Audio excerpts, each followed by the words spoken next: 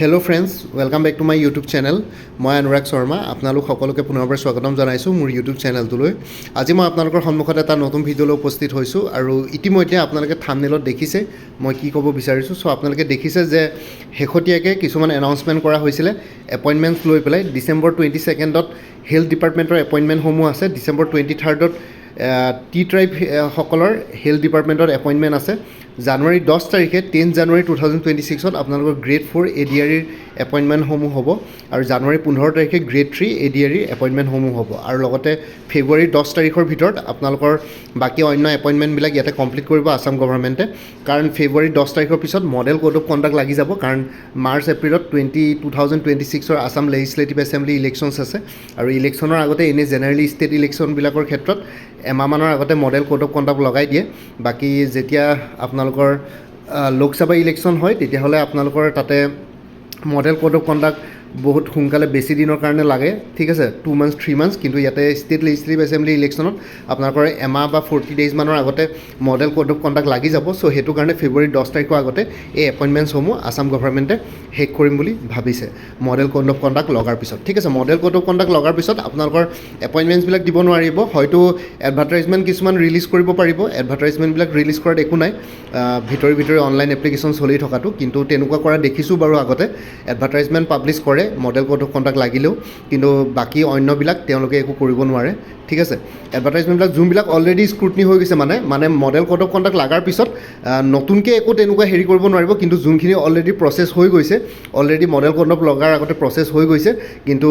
Advertisement বা notification release কৰিব বাকী থাকে, তেতিয়া সেইখিনি নটিফিকেশ্যন ৰিলিজ কৰিব পাৰে, ঠিক আছে। মডেল কোড অফ কণ্ডাক্ট লগাৰ পিছত কিন্তু নতুনকৈ প্ৰচেছিং কৰি পেলাই গোটেইখিনি বস্তু তাতে ৰিলিজ কৰিব নোৱাৰে, সেইটো ৰুলছৰ এগেইনষ্টে হৈ যাব। আৰু লগতে বাকী আপোনালোকে কৈ আছিল যে ADRE আহিবলৈ নোৱাৰিব। ADRE আৰু APSC CC, ঠিক আছে, এই দুটা ADRE Assam direct recruitment examination আৰু APSC CC APSCৰ কম্বাইণ্ড কম্পিটিটিভ এক্সামিনেশ্যন, যোনটো ACS APS আৰু এলাইড ছাৰ্ভিচেছ ৰিক্ৰুট কৰা হয়, যোনটো আমি popularly state civil service examination বুলি কওঁ। UPSC CSCৰ লগত, UPSC IAS এক্সামৰ লগত যোনটো আমি ষ্টেটৰ লেভেলৰ যোনটো পৰীক্ষাৰ কথা কওঁ, এই দুটা পৰীক্ষা অসমত মেণ্ডেটৰী হয়, ঠিক আছে। সেইটো এই দুটা বস্তু কণ্ডাক্ট কৰিবই। আৰু ADREটো এইটো প্ৰত্যেক বছৰে বা এবছৰ নহ'লে এবছৰ গেপত কণ্ডাক্ট কৰিব, কাৰণ এইবাৰতো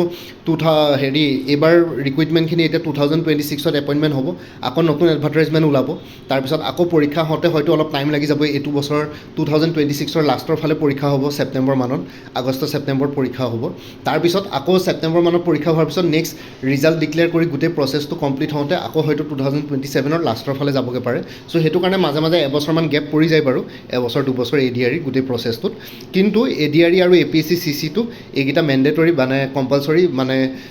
ওলাবই। এইকেইটা কোনো পধ্যে মানে বস্তুকেইটা নাইকিয়া হৈ নাযায়, ডিজল্ভ হৈ নাযায়, ঠিক আছে। চ' এইকেইটা কম্পালচৰি। বাকী ADRE 3.0 আৰু APSC CC 2025-26 নটিফিকেশ্যন সোনকালে ৰিলিজ কৰাৰ সম্ভাৱনা আছে, কাৰণ ইয়াতে ডিপাৰ্টমেণ্টেল স্ক্ৰুটনি অলৰেডি চলি আছে। আমাৰ শেহতীয়াকৈ ডক্টৰ হিমন্ত বিশ্ব শৰ্মাই এইখিনি কথা কৈছিলে যে ডিপাৰ্টমেণ্টবিলাকৰ স্ক্ৰুটনি চলি আছে, এইখিনি এপইণ্টমেণ্ট হোৱাৰ পিছত আকৌ নতুন নেক্সট ভেকেঞ্চি। আৰু লগতে এনেকুৱা নহয় যে ভেকেঞ্চি কেতিয়া আহিব, এতিয়া ধৰক ADREৰ পৰীক্ষাটোৰ প্ৰচেছটো কমপ্লিট হওঁতে ধৰক ছাপ'জ 2027 লাষ্টলৈকে গ'ল, তাৰ সময়ছোৱাত কোনকেইটা ডিপাৰ্টমেণ্টৰ কিমান মানুহ ৰিটায়াৰ হ'ব, ঠিক আছে, সেই গোটেইখিনি কনচিডাৰ কৰে। ৰিটায়াৰমেণ্টৰ ডেট কাৰ কিমান আছে, কেতিয়া। চ' সেইখিনি কনচিডাৰ কৰি ভেকেঞ্চি উলিয়াই, চ' ডেট 2027লৈকে ডিপাৰ্টমেণ্টবিলাক আকৌ ফিল হৈ যাব পাৰে, ভেকেণ্ট হৈ নাথাকে চিট, ঠিক আছে। চ' সেইটো প্ৰচেছত তেওঁলোকে এইখিনি বস্তু গোটেইখিনি প্ৰচেছিং কৰে। চ' সেইটো কাৰণে অলপ টাইম লাগি যায় ডিপাৰ্টমেণ্টেল স্ক্ৰুটনি। বাকী APSC CCৰ কাৰণে ডিপাৰ্টমেণ্টেল স্ক্ৰুটনি অলৰেডি চলি আছে, সোনকালে সমাপ্ত হ'ব। ADRE 3.0 কাৰণেও ডিপাৰ্টমেণ্টেল স্ক্ৰুটনি বৰ্তমান চলি আছে, ছাইড বাই ছাইড এপইণ্টমেণ্টখিনিৰ বাহিৰেও বাকী ছাইড বাই ছাইড ডিপাৰ্টমেণ্ট স্ক্ৰুটনি চলি আছে। বাকী ADRE 3.0 আৰু APSC CC এই দুটা মেণ্ডেটৰী হয়, এইকেইটা প্ৰত্যেক বছৰে কণ্ডাক্ট কৰিব গভৰ্ণমেণ্টে। আৰু লগতে কিছুমান নতুন ভেকেঞ্চিছো আহিব, ঠিক আছে, আণ্ডাৰৱে বহুতখিনি ভেকেঞ্চিছ নতুন আহিব 2026তো। আপোনালোকে নিশ্চিন্ত থাকক। DHSৰ অলৰেডি গ্ৰেড 3 নন টেকনিকেলৰ যিহেতু অলৰেডি 191 পষ্টৰ কাৰণে অনলাইন এপ্লিকেশ্যন হৈ গৈছে, সেইটো পৰীক্ষাও হয়তো সোনকালে পাতি দিব পাৰে। বাকী গুৱাহাটী হাইকোৰ্টৰ JA পৰীক্ষাটো 1 ফেব্ৰুৱাৰীত তেওঁলোকে স্কেডুল কৰিলে, কিন্তু গুৱাহাটী হাইকোৰ্টৰ কি বুলি কয় আপোনালোকৰ জুডিচিয়েল এছিষ্টেণ্টৰ পৰীক্ষাটো হয়তো ইলেকশ্যনৰ পাছলৈ যাবগৈ পাৰে ঠিক আছে মে' মানলৈকে যাবগৈ পাৰে সেইটো মই এতিয়ালৈকে একো ইনফৰ্মেশ্যন পোৱা নাই কিন্তু যিমান পাৰে আছাম গভৰ্ণমেণ্টে এই মাৰ্চৰ ভিতৰতে বহুতখিনি এক্সাম কণ্ডাক্ট কৰিবলৈ চেষ্টা কৰিব যিমানখিনি পেণ্ডিং আছে যিমানখিনি অলৰেডি অনলাইন এপ্লিকেশ্যন হৈ গৈছে সেইখিনি এক্সাম সোনকালে চেছ কৰিবলৈ চেষ্টা কৰিব ফাইনেন্সিয়েল ইয়েৰ এণ্ডিঙৰ আগতে বা মডেল কোড অফ কণ্ডাক্ট লগাৰ আগতেই ঠিক আছে চ' সেইখিনি হেৰি কৰিব আৰু নতুন ভেকেঞ্চিজ বহুতখিনি আহিব APSCৰো বহুতবিলাক ডিপাৰ্টমেণ্টেল এক্সামিনেশ্যনছ কণ্ডাক্ট কৰিব নেক্সট ইয়েৰ DMEৰো বহুতখিনি ভেকেঞ্চিজ আহিব আৰু বাকী টিচিং ভেকেঞ্চিজটো আহিব graduate non graduate teacher TET ঠিক আছে সেই তেনেকুৱা ধৰণৰ আছাম পুলিচৰতো বহুত ভেকেঞ্চি আহিলেই আৰু লগতে আপোনালোকৰ যদি নেক্সট ইয়েৰ যদি ছাপ'জ মই এনেই কথাটো কৈছোঁ কোনো পলিটিকেল পাৰ্টি ইয়াতে প্ৰমোট কৰা নাই কিন্তু যদি BJP থাকে বা আকৌ যদি BJP চৰকাৰ গঠন কৰিবলৈ চান্স পায় তেতিয়াহ'লে নিশ্চয় AD আৰু APSC CCটো কি বুলি কয় কণ্টিনিউ কৰিব প্ৰত্যেকবাৰৰ নিচিনাকৈ ঠিক আছে ADREটো কণ্টিনিউ হৈ থাকিব APSC CCটো কণ্টিনিউ হৈ থাকিব কাৰণ চিফ মিনিষ্টাৰে নিজে কৈছিলে যে ADREটো কণ্টিনিউ হৈ থাকিব কাৰণ এনেকুৱাকৈ মাছ কি বুলি কয় ৰিক্ৰুটমেণ্ট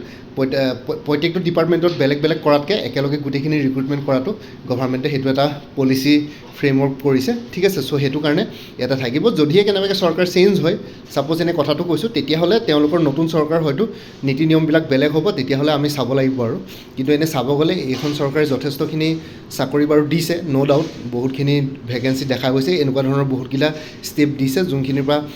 বহুতখিনি মানুহে মানে চাকৰি ল'বৰ কাৰণে আজিকালি সক্ষম কৰে এতিয়া মই যেতিয়া গ্ৰেজুৱেট হৈছিলোঁ মোৰতো গ্ৰেজুৱেশ্যন হোৱাও আজি গ্ৰেজুৱেট হোৱাও মোৰ 10-12 ইয়াৰ্ছ হৈ গ'ল ঠিক আছে 10 নহয় 12 ইয়াৰ্ছ 13 ইয়াৰ্ছ হৈ গ'ল 13 বছৰমান হৈ গ'ল কমপ্লিট মোৰ গ্ৰেজুৱেশ্যন হোৱা মাষ্টাৰ ডিগ্ৰী কৰাও মোৰ আজি 11 বছৰতকৈ বেছি হৈ গ'ল ঠিক আছে চ' মই সেই তেতিয়াৰ দিনত আমি যেতিয়া APSCৰ এক্সামছ দিবলৈ চেষ্টা কৰিছিলোঁ তেতিয়া কেছ ফৰ জব স্কেমছবিলাক আছিলে কিবা আছিলে এতিয়াতো বহুতখিনি মানুহে এটলিষ্ট মানে একদম দুখীয়া ঘৰৰ মানুহে অলপ সাহস কৰিব পাৰিছে পৰীক্ষা দিবৰ কাৰণে চ' আই হোপ এইখিনি বস্তু যাতে সদায় থাকে এনেকৈ যাতে সাহস কৰে এটলিষ্ট কিবাকিবি অলপ চলপ ক'ৰবাত কিবাকিবি অলপ লুপহোলছ থাকিলেও মেজৰিটিৰ কাৰণে মেজৰিটি কেণ্ডিডেটছৰ কাৰণে এইবিলাকতো চাব গ'লে ক্লিনেই হৈ আছে গোটেইখিনি বস্তু যেতিয়ালৈকে যিমানখিনি গম পাইছোঁ চ' সেইটো কাৰণে নিউ ভেকেঞ্চিছো আহিব চ' আপোনালোকে ADRE 3.0 আহিব স্ক্ৰুটনি চলি আছে এতিয়া কেতিয়া আহিব নাজানো হয়তো নটিফিকেশ্যন সোনকালে ওলাই যাব পাৰে জানুৱাৰী মানতে আপোনালোকে সাজু হৈ থকাটো ইয়াতে ভাল হ'ব ঠিক আছে প্ৰিপেৰেশ্যন কৰি থাকক বহুতখিনি আহিব নিশ্চিন্ত থাকক মই ইমানে ক'লোঁ মই মোৰ ফালৰ পৰা কৈছোঁ নিশ্চিন্ত থাকক ভেকেঞ্চিজ আহিব বাকী আপোনালোকে যদি আপকামিং এক্সামছবিলাকৰ কাৰণে প্ৰিপেৰেশ্যন কৰি আছে তেতিয়াহ'লে আপোনালোকে দেখিছে কোৰ্চেছ কিছুমান এভেইলেবল আছে গুৱাহাটী হাইকোৰ্টৰ জুডিচিয়েল এছিষ্টেণ্ট গুৱাহাটী হাইকোৰ্টৰ জুনিয়ৰ এডমিনিষ্ট্ৰেটিভ এছিষ্টেণ্ট ঠিক আছে জুডিচিয়েল এছিষ্টেণ্টৰ 350 জুনিয়ৰ এডমিনিষ্ট্ৰেটিভ এছিষ্টেণ্টৰ 375 আৰু গুৱাহাটী হাইকোৰ্টৰ যোনটো মাল্টিটাস্কিং ষ্টাফ আছে সেইটো 325ত এভেইলেবল আছে কোৰ্চবিলাক PDF ফৰ্মেটত এভেইলেবল আছে উইথ আৰু MCQs ফৰ্মেটত আছে মেথছ নিউমেৰিকেলছৰ এপ্টিটিউডবিলাকৰ কাৰণে আপোনালোকে step by step explanation formula সেইখিনি পাই যাব আৰু লগতে কিছুমান আপোনালোকক মই এক্সটাৰ্নেল লিংকছ কিছুমান দি দিম সেইবিলাকৰ পৰা আপোনালোকে আৰু এডিশ্যনেল মেটেৰিয়েলছ কভাৰ কৰি ল'ব পাৰিব আৰু কোৰ্চবিলাকত এতিয়া গুৱাহাটী হাইকোৰ্টৰ জুডিচিয়েল এছিষ্টেণ্টৰ কোৰ্চটো বা গুৱাহাটী হাইকোৰ্টৰ জুনিয়ৰ এডমিনিষ্ট্ৰেটিভ এছিষ্টেণ্টৰ কোৰ্চটো ল'লে মানে জুডিচিয়েল এছিষ্টেণ্ট আৰু যোনটো মাল্টিটাস্কিং ষ্টাফ আছে সেইকেইটা কভাৰ হৈয়ে যাব ইয়াতে খালি কিছুমানত প্ৰিভিয়াছ ইয়াৰ কুৱেশ্যন পেপাৰ 3খন আছে কিছুমানত প্ৰিভিয়াছ ইয়াৰ কুৱেশ্যন পেপাৰ 1 আছে সেইটো কাৰণে অলপ দামবিলাক ইফাল সিফাল আৰু লগতে DHS গ্ৰেড 3 নন টেকনিকেলৰ পৰীক্ষা হয়তো পাতি দিব পাৰে ঠিক আছে মাৰ্চৰ আগতে চ' সম্ভাৱনা বেছি আছে চ' সেইটো কাৰণে আপোনালোকে এইটো কোৰ্চ এটা এভেইলেবল আছে 350 এইটো নম্বৰ হোৱাটছএপ কৰিব পাৰিব 9706557851 ADRE 3.0 ফুল কোৰ্চ এভেইলেবল আছে 300ত এইটো নম্বৰ হোৱাটছএপ কৰিব পাৰিব 9706557851 আছাম পুলিচ ছাব ইনস্পেক্টৰ কনিষ্টেবলৰ বহুতখিনি ভেকেঞ্চি ওলাইছে তাৰ কাৰণে ফুল কোৰ্চ এভেইলেবল আছে 250ত এইটো নম্বৰ হোৱাটছএপ কৰিব পাৰিব 9706557851 আছাম কম্পিটিটিভ এক্সামছ বুলি এটা কোৰ্চ আছে 400 ৰুপিছত এভেইলেবল আছে সেইটোত আপোনালোকে আছাম গভৰ্ণমেণ্টৰ বহুতখিনি কম্পিটিটিভ এক্সামছ ইয়াতে কভাৰ হৈছে ADRE Assam police DHS DME Guwahati high court APSCৰ ডিপাৰ্টমেণ্টেল এক্সামছবিলাক চ' এইটো ল'ব পাৰে 400 ইয়াতে 23খন previous year question papers included আছে বিভিন্ন ধৰণৰ এক্সামৰ উইথ এনচাৰ কিজ ঠিক আছে এইটো নম্বৰ হোৱাটছএপ কৰিব উইথ আৰু ষ্টাডি মেটেৰিয়েলছ ইয়াতে ইনক্লুডেড আছে 9706557851ত আপোনালোকে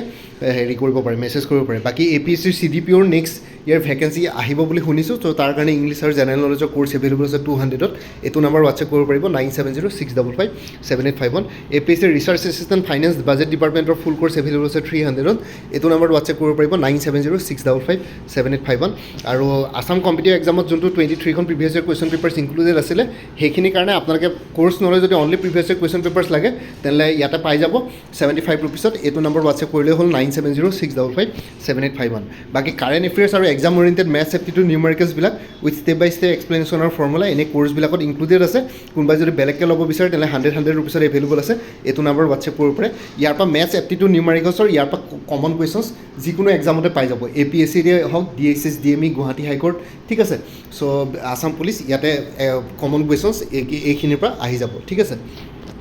বাকী APSC forest ranger soil conservation ranger full course available আছে ইংলিছ আৰু জেনেৰেল নলেজৰ ওপৰত 350 এইটো নম্বৰ হোৱাটছএপ কৰিব পাৰিব 9706557851 APSC grade 4 full course available আছে 250 এইটো নম্বৰ হোৱাটছএপ কৰিব পাৰিব 9706557851 কাৰণ গ্ৰেড 4 পৰীক্ষা জানুৱাৰী 4 তাৰিখ মানে আছে চ' আপোনালোকে ল'ব পাৰিব ষ্টাডি মেটেৰিয়েলছ এভেইলেবল আছে আছাম এগ্ৰিকালচাৰ ইউনিভাৰ্চিটিৰ নন টিচিং পষ্টবিলাকৰ কাৰণেও আপোনালোকৰ পৰীক্ষা হয়তো মাৰ্চৰ আগতে কণ্ডাক্ট কৰি দিব পাৰে তাৰ কাৰণে এটা ফুল কোৰ্ছ এভেইলেবল আছে 300ত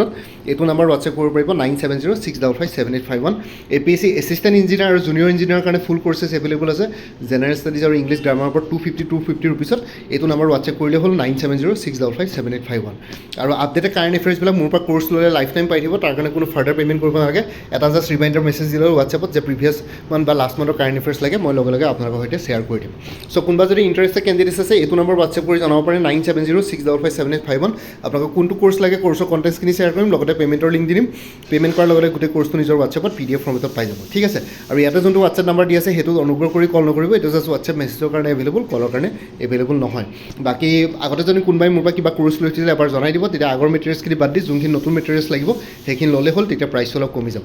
বাকী ভিডিঅ' ডেছক্ৰিপশ্যন আৰু কমেণ্ট ছেকশ্যন চেক কৰক তাতে কোৰ্চখিনিৰ কথা আৰু এবাৰ উল্লেখ কৰি দিয়া আছে আপোনালোকে এবাৰ চাই ল'ব পাৰিব লগতে মোৰ আৰু এটা চেনেল আছে অসম IQ বুলি সেই চেনেলটোৰ লিংকটো ভিডিঅ' ডেছক্ৰিপশ্যনত শ্বেয়াৰ কৰিছোঁ আপোনালোকে সেইটো চেনেলো ছাবস্ক্ৰাইব কৰি ল'ব পাৰিব চ' ভৱিষ্যতলৈ এনেকুৱা ধৰণৰ কম্পিটিটিভ এক্সামছবিলাক দিয়াৰ ক্ষেত্ৰত আৰু অলপ এক্সট্ৰা গাইডেঞ্চ পাই যায় বাকী মোৰ ভিডিঅ'ছবোৰ চাই যদি ভাল পায় মোৰ চেনেলটো ছাবস্ক্ৰাইব কৰি ল'ব আৰু লগতে আপোনালোকৰ যিমানখিনি ফেমিলি ফ্ৰেণ্ডছ ৰিলেটিভছ আৰু চিনাকি এক্সপিৰিয়েঞ্চ আছে তেওঁলোকৰ লগত মোৰ চেনেলটো শ্বেয়াৰ কৰিব লগতে কমেণ্ট ছেকশ্যনত জনাব কিবা যদি কুৱেশ্যন থাকে ডাউট থাকে মই নিশ্চয় আপোনালোকৰ কুৱেশ্যনছ আৰু ডাউটছবিলাকৰ ৰিপ্লাই দিবলৈ চেষ্টা কৰিম বাকী আজিৰ ভিডিঅ'টো ইমানতে সমাপ্ত কৰি আপোনালোক সকলোৰ পৰা বিদায় ল'লোঁ কাইলৈ পুনৰ এটা নতুন ভিডিঅ' লৈ আপোনালোকৰ সন্মুখত উপস্থিত হ'ম তেতিয়ালৈকে ভালকৈ প্ৰিপেৰেশ্যন কৰি থাকক সকলোৱে অল দি বেষ্ট থাকিলে bye and take care friends Bharat Mata কি জয় আই অসম